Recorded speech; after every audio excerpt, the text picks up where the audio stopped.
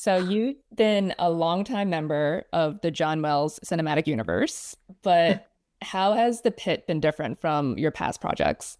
It's kind of a full circle moment for me because with John, I started out as a guest star. I auditioned for ER.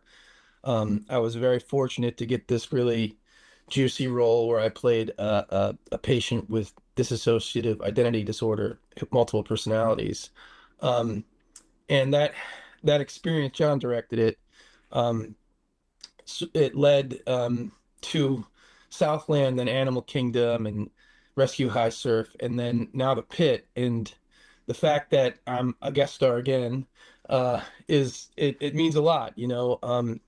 It's different because uh, I'm coming into a show that I'm not a regular on. Um, you know, this is a very well-oiled machine, the pit crew and the cast.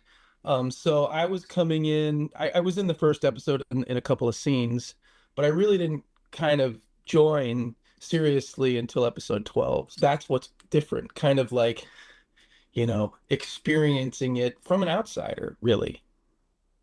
And I mean, Abbott has become such a fan favorite because of those last couple episodes that the mass casualty arc. Like, how does it feel to have made such an impact with fans being, as you said, like just a guest star, in 5 episodes? It's been overwhelming and so incredibly positive. And there are moments when I'm walking down the street and a person will stop me and say, I just watched The Pit last night and I finished it and I'm an ER doctor and what you guys are doing. I went through COVID and had a lot of trauma because of that, and seeing what you guys are doing has just moved me. Those experiences are walking down the street and meeting somebody who is who is a single leg amputee, and says, there aren't characters like this on TV, giving a voice to somebody who doesn't usually get something as big as The Pit, which is amplifying to such a large audience. I mean, I love when you came back in 12 because, we got, just an intro of you in the pilot. And then it's like he seems like, a stern and, obviously has some trauma issue like that he's dealing with. But then in 12, it gave us so much because you showed up and you said you were listening to your police scanner. You have a go bag, you're donating blood, not treating patients. It was like perfect nuggets of showing but not telling. So what was Yeah. your reaction when you read that script and what did you glean about Abbott? It is such a master class in writing without having to give too much exposition. You learn that he's at home listening to a police scanner, which just says so much. Not only that his DNA is this world of, combat medicine and preparedness, but also that Abbott is a guy who we just saw him leave a shift where it weighed on him heavily what he experienced. He was having a hard time dealing with it, but he still goes home and listens to a police scanner because he's so addicted to the work. He says it in 15, we're the bees that protect the hive. And there's comfort in that. And I think that question is posed in episode 1 where he says, I'm not even sure why I keep coming back here. He's a guy who's literally on the roof about to jump, and we as the audience don't know yet. He's standing there on one leg with a prosthetic. So this moment of, you know, Dr. Robbie asking what happened, it is it has so many layers underneath it because we learn that he's been coding a veteran who walked went through 3 tours, came out unscathed, came home, got hit by a drunk driver and died. And that lands on Abbott in a very profound way. Um, but as we kind of push towards the end and we see these roles reversed and no and Robbie's now up on the roof, Abbott comes out and he says, "You're in my spot." And it's such a light thing to say to a guy in that position, but it's what he's really saying is, I see you. You're literally in my spot. I've been there. And so these two get the chance to explore this dynamic in a way that that Robbie doesn't get with anybody else. When I was kind of carving Abbott out, I remember there was an event. It was a basketball game for kids, and somebody had a cardiac event, and a medical event, and they had that, and it was bad. It was really traumatic. The kids were there, and nobody knew what to do, and we called 911, and it felt like an eternity before they got there. And I didn't think the guy was going to make it. And these paramedics came in, and it was like just this efficient, effortless, there was no stress. They just kind of came in, and we were all looking at each other as if to say, they're not working hard enough, they're not going fast enough, this guy is going to die. And they just came in, their adrenaline wasn't moved, they just did their business, they saved the guy, and it landed on me. And I thought, when Abbott gets there, he's seen so many things, he's experienced combat, he's been through it. So that really was my inspiration for how to kind of portray him. I love the rooftop scene in the finale because I know you guys shot it in September and they shoot the show in continuity, but you have to go to Pittsburgh to shoot those. And you shot the pilot rooftop and then the finale rooftop without knowing what was going to happen in 12, 13, 14, 15. And then you just knew the broad strokes, but you didn't know what kind of speech Robbie had given. So how do you approach a scene like that, which is supposed to be poignant, when there are still so many gaps to fill with the details? This kind of challenge is not unusual in episodic television, but the work, you know, is the most important thing. You kind of need to have your history built, and thankfully the writers, came up with such a just a dynamic character, with a lot of depth. Like we said, he's got his go bag, and nobody, it's not really mentioned what his job was before, but you just know it. If I could just get out of the way of trying to create something and just sort of let myself into the role, then it would work. For some reason, when you're creating a character as an actor, you're trying to figure out, like, these tricks and just things that don't matter. And there's something about just trusting your instinct that can be incredibly successful. And so, having not known everything that was going on and just sort of delivering and being there and experiencing Noah, who's such a brilliant actor, who's, always listening, who's incredibly collaborative and just sort of like giving all the time. How many times has Marco from DoorDash delivered to Abbott on the roof, do you think? Yeah, I figure he's like a pizza guy, he just sort of finishes his shift up there, and maybe, him and Marco hang out. They've developed quite the bond. I mean, season two, he needs to have Marco up there at some For point. sure. We need to just sort of Yeah. dip in and see what those guys are up to. Well, like you mentioned, he's an amputee, and I love the review of his leg in the park bench, and I love that we find out, the audience finds out after we've seen him in action in the Mass Casualty, and like, you obviously didn't play him with like a limp or anything. So what did you think about them writing in that detail and the last minute reveal of it, and how did you approach it without necessarily wanting to give it away, so to speak? We discussed it.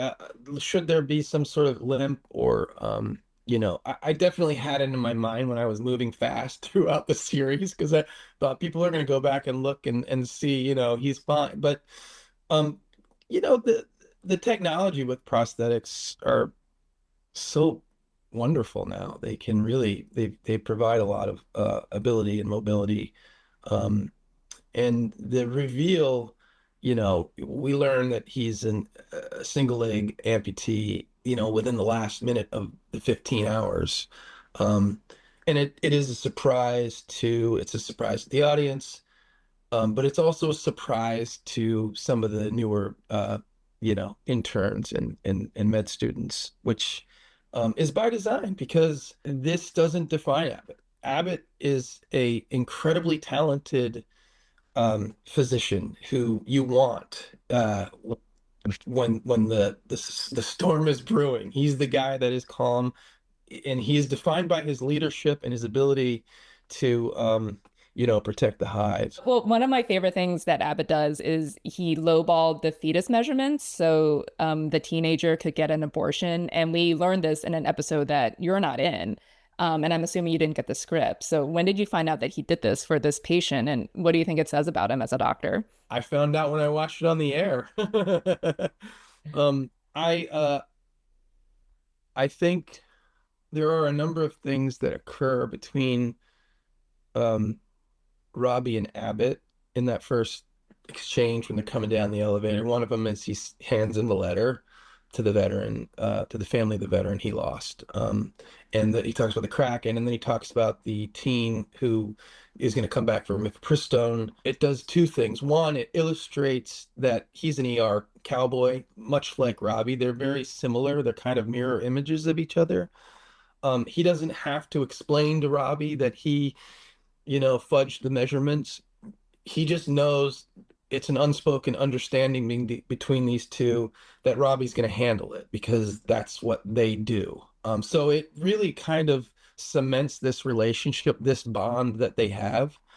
So I love that. And another thing it does, um, particularly with the letter, Abbott's absence, you know, for 11 episodes, um, when he shows back up, the audience not only is just so relieved to see him there, because they know Abbott, I mean, they know Robbie needs somebody.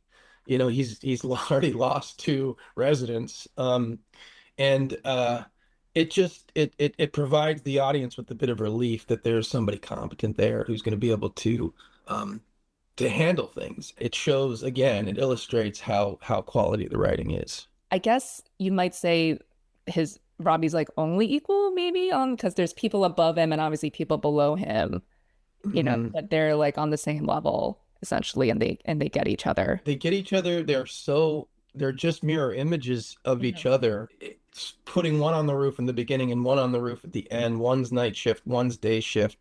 It is, and again, they don't need to, not a lot of people can go up to to Dr. Robbie and say, "Hey, look, man, she, you know, the bullet tore through her heart. She's gonna die." And you know, but Abbott can. The others don't know. They don't have the authority to do it. You know, Dana, as hard as she tries, or Whitaker, or anybody else who's there, they just, and Robbie's not necessarily going to listen, but to Abbott, he has to take what he says, Yeah. at face And I value. love the way that he approached him because like he was very matter of fact about it, but not Yeah. rude. He's just like, No. he's like, she's dead. And you also know because Abbott has seen this kind of combat fatigue before, but also what Robbie is experiencing in that moment, it's not, I mean, yes, it's for Leah, but it's really not about Leah. We know it's it's the anniversary, of the loss of his mentor. So, you know, another thing, it's a deeper understanding for Abbott. And he says it to him at that first episode. What are you doing here today? He doesn't expect him to be there because he doesn't usually come on this day. I love how you call Abbott a cowboy because he's like the rogue cool teacher, and we got pieces of him in the last couple episodes when he told Santos like it was badass that she did the Raboa, and then he was like teaching slash flirting with Hmm. Mohan with that heart procedure. And defending her to Walsh, and it feels like he recognizes Moan's talent and that that she's been called slow mo, and he just kind of wants to push her to do something and encourage her. So how did you approach that scene, and how do you like look at their relationship? Is there anything there? I think there is something there. You know, he has a quiet admiration for Mohan. There was a line in the first episode where somebody makes a comment about her being slow, and actually Abbott, it didn't make it into the cut, but Abbott stands up for her. He's like, she's the smartest one here, you know?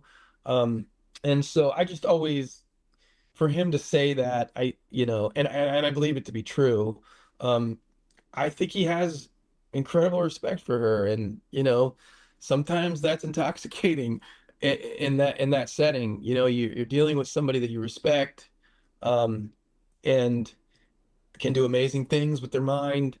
So I think so. That's the way I envisioned it, when I read it. And I also think it's a nice dynamic between you know, how Robbie teaches and to see Abbott and how he teaches.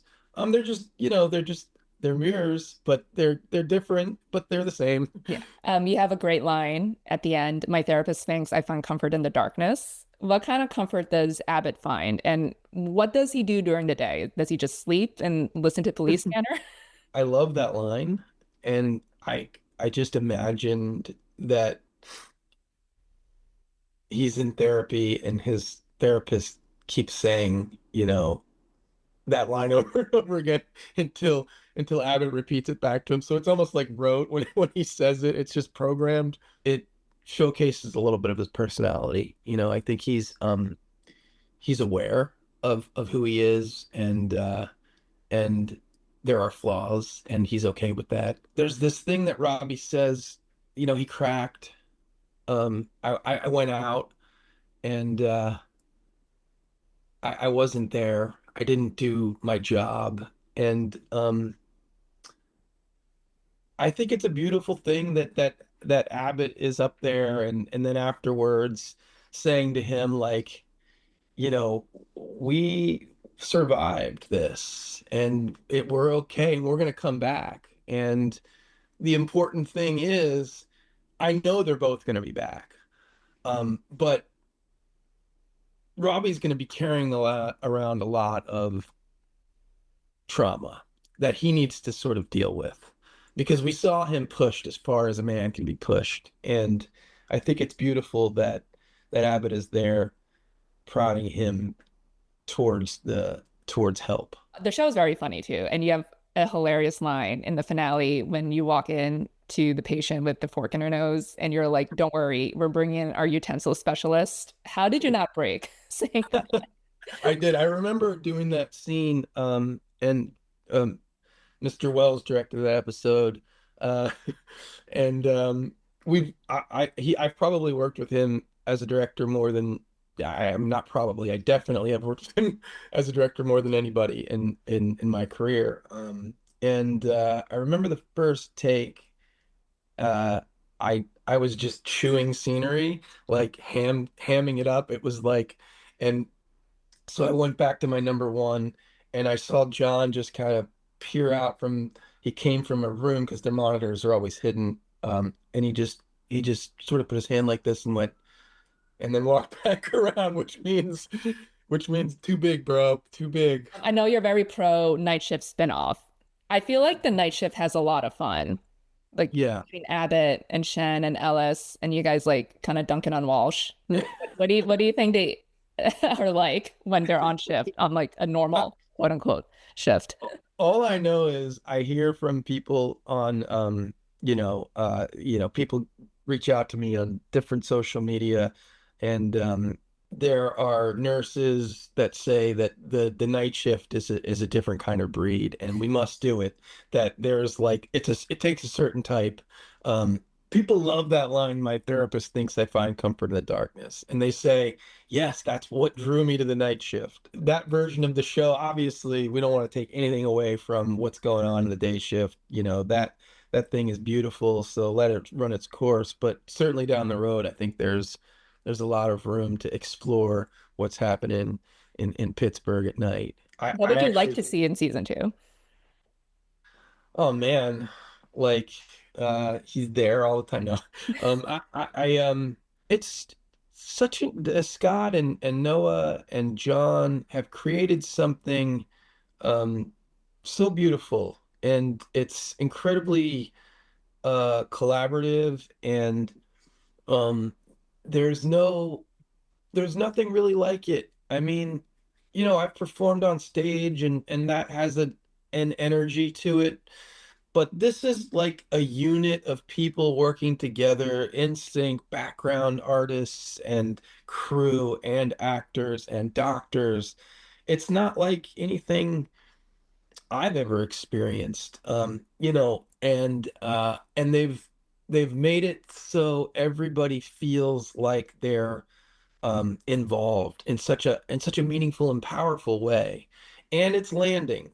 Um, and so I just my hat's off to them for doing this. And you know, what's happening on stage 22 in Burbank is amazing. And you know, whatever they provide me, I'll be there and ready to and with my go bag.